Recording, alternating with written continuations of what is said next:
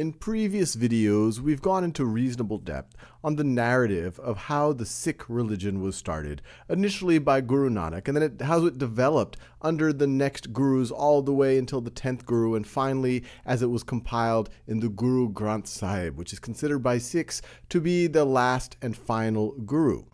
Sikhism is oftentimes compared to both Hinduism and Islam, sometimes with reference to the idea that it has elements of both, while others would argue that no, it is a completely independent religion, and any similarity is just coincidental.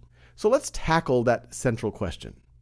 What elements of continuity does Sikhism represent?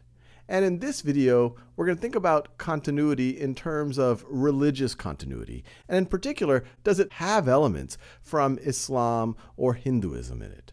So we could first focus on some of the cultural trappings or some of the historical trappings of Sikhism and think about the connections to both Hinduism and Islam. The first obvious connection is that Guru Nanak, the first guru, and many of the early gurus grew up in Hindu families. But there are also cultural connections to Islam.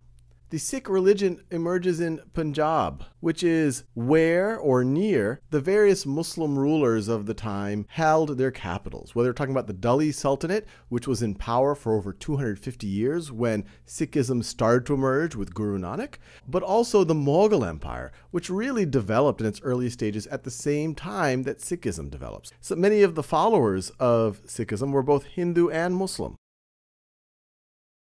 A lot of the terminology of Sikhism borrows words and borrows ideas from both Islam and Hinduism. The word Allah is used to refer to God in parts of the Guru Granth Sahib, but so is the word Ram. One of the first and closest followers of Guru Nanak, who was with him most of his life, was Bhai Mardana. And even today, many pictures of Guru Nanak would have Bhai Mardana in them. Guru Nanak, famously, as someone who was spiritually precocious and spiritually curious, traveled through India and Persia and the Middle East, so he visited many temples. But there's also many historic accounts of him going to Mecca and performing Hajj. The Guru Granth Sahib, which is considered the spiritual book, the 11th and final guru for the Sikhs, of the contributors to them, you have Kabir, who grew up in a Muslim family. He lived either around the time of Guru Nanak or in the century before Guru Nanak, and would write about both Allah and Ram, although he was often critical of both Hinduism and Islam. And you also have Sheikh Farid, who was a Muslim Sufi writer and spiritual figure, and he has also contributed to the Guru Granth Sahib. There's also important rituals that come from Hinduism. So, for example, when Sikhs pass away, like Hindus, they are cremated. So just looking at this list, you immediately see that there's definitely cultural elements, whether we're talking about words, whether we're talking about rituals, whether we're talking about even just the historical narrative of how and where Sikhism started, that are closely tied to ideas of Hinduism and closely tied to ideas of Islam. But now let's look at the scripture itself and see if we can glean any more similarities or differences. This is the Mool Mantar, which means main mantra, or the basic teaching of Sikhism. And it comes from Guru Nanak. And this is an English translation. You'll see variations of this, but it essentially says, one universal creator God. The name is truth, creative being personified, no fear, no hatred, image of the undying, beyond birth, self-existent, by Guru's grace. Throughout the Guru Granth Sahib and much of the writings of especially Guru Nanak focus on devotion to God, the one universal God. And so many of you might think, well, that seems to have connections to Islam.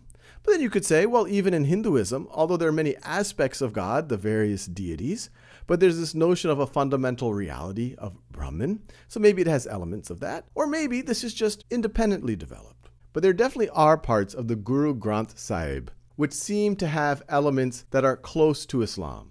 This is a quote from Guru Nanak. He is Allah, the unknowable, the inaccessible, all-powerful and merciful creator. So one argument is he's using the Arabic word for God. He's using Allah. Now, another counter-argument would be, well, he's just using the language that his followers knew, and many of his followers were Muslim, and so would have used the word Allah for God. But he is not saying that it necessarily has to be the exact concept of God as in Islam. Now, this is from Kabir. Someone sets up a stone idol, and all the world worships it as the Lord. Those who hold to this belief will be drowned in the river of darkness. And this is in the Guru Granth Sahib. This notion of being against idol worship comes out very clear in this quotation, and that is another idea that is often associated with Islam. But as I mentioned, there's also many parallels with Hinduism. In the first video on Sikhism, I give you this quote from Guru Nanak: "The world is a drama staged in a dream," which alludes to the Hindu notion of Maya. The physical reality is all an illusion. We want to pierce through that veil. What should the yogi have to fear? Trees, plants, and all that is inside and outside is he himself. So this is an idea that we get very clearly from the Upanishads. Any notion of duality, of me being different from you, or even one versus God, it's all an illusion. All is one. By the karma of past actions, the robe of this physical body is obtained. By his grace, the gate of liberation is found. So clear references to the Hindu notions of karma, that action drives consequences, that you enter one physical body after another. But that's not your true self, the robe of this physical body. There's a true self. And eventually, through the grace of the ultimate reality, you might be able to have liberation, have moksha. So clear Hindu parallels as well.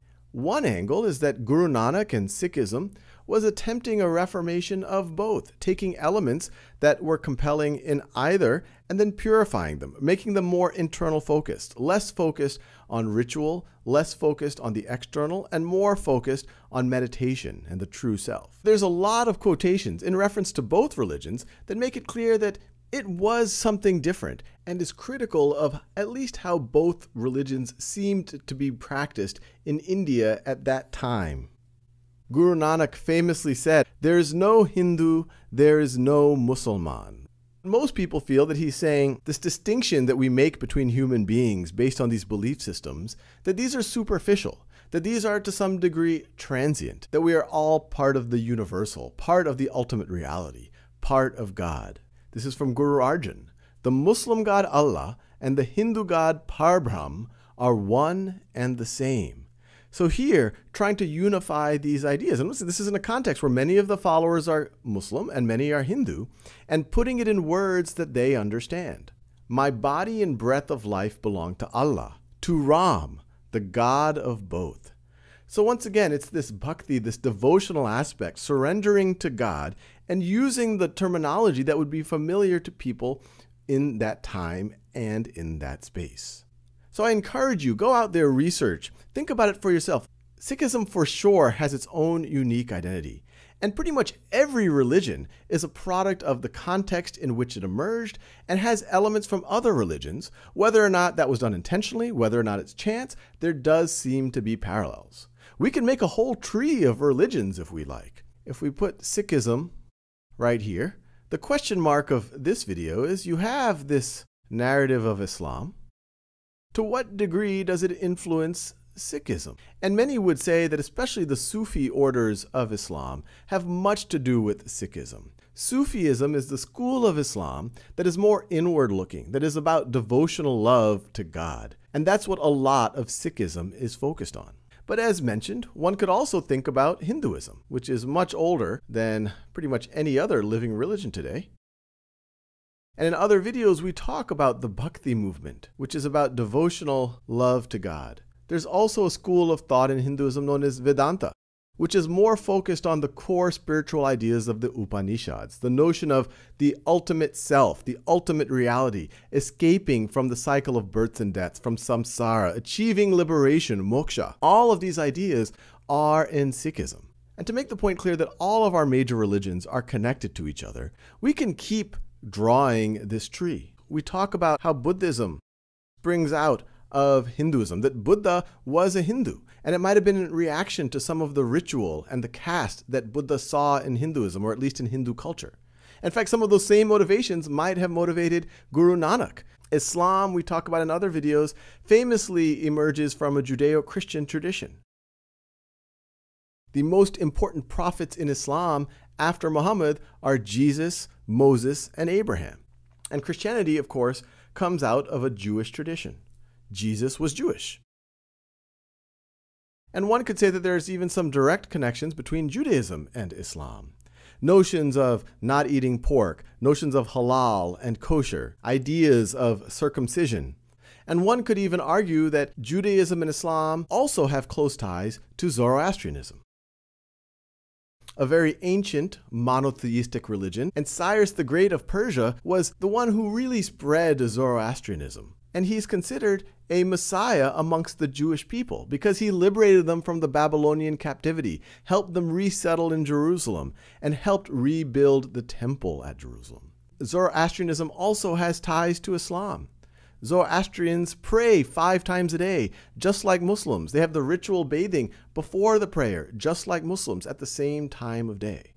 So once again, amongst all of these religions, they definitely came in contact with each other, and you definitely have ideas that are shared amongst the religions. So with that, I'll leave you with one last quote from Guru Nanak.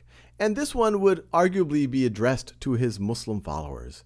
But it gives you a sense of his trying to bring people back to the internal, trying to make people less focused on external ritual, external physical reality, and more on internal goodness, and your actions being more important than your words or your rituals. Make kindness your mosque, sincerity your prayer carpet, what is just and lawful your Quran, modesty your circumcision, civility your fasting, so shalt thou be a Mussulman or Muslim. Make right conduct your Kaaba, making reference to the pilgrimage site Muslims go to and pray towards. Truth your spiritual guide, good works your creed and your prayer, the will of God your rosary, and God will preserve your honor. Guru Nanak.